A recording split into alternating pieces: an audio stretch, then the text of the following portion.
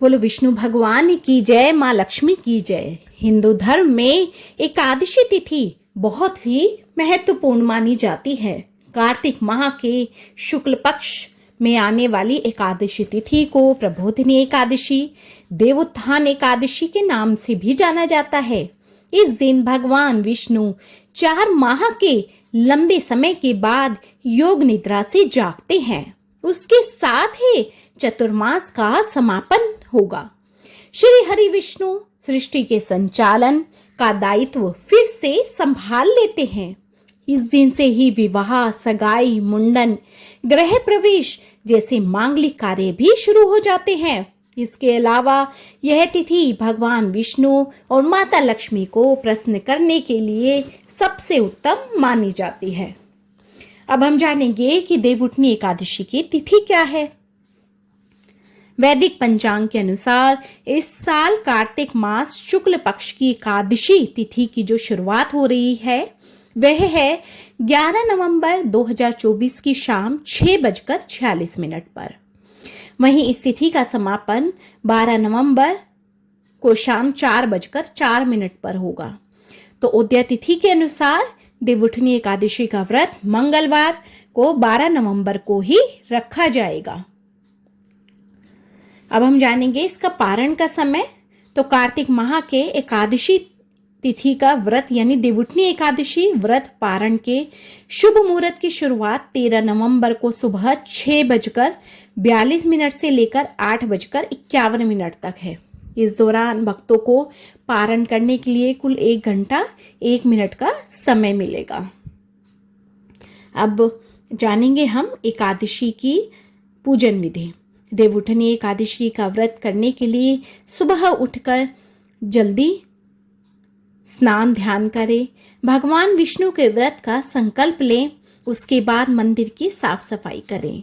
इसके बाद भगवान विष्णु और माता लक्ष्मी का ध्यान करें, फिर भगवान को पंचामृत से स्नान कराएं, हल्दी या गोपी चंदन का तिलक लगाएं।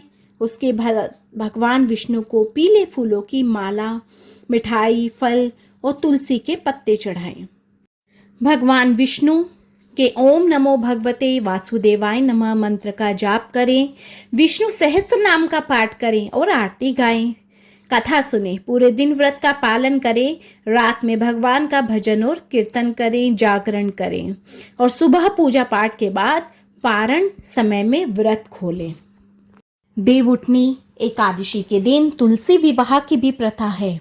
इस दिन तुलसी जी का विवाह शालिग्राम से करवाया जाता है। इस विवाह को भी सामान्य विवाह की तरह धूमधाम से किया जाता है।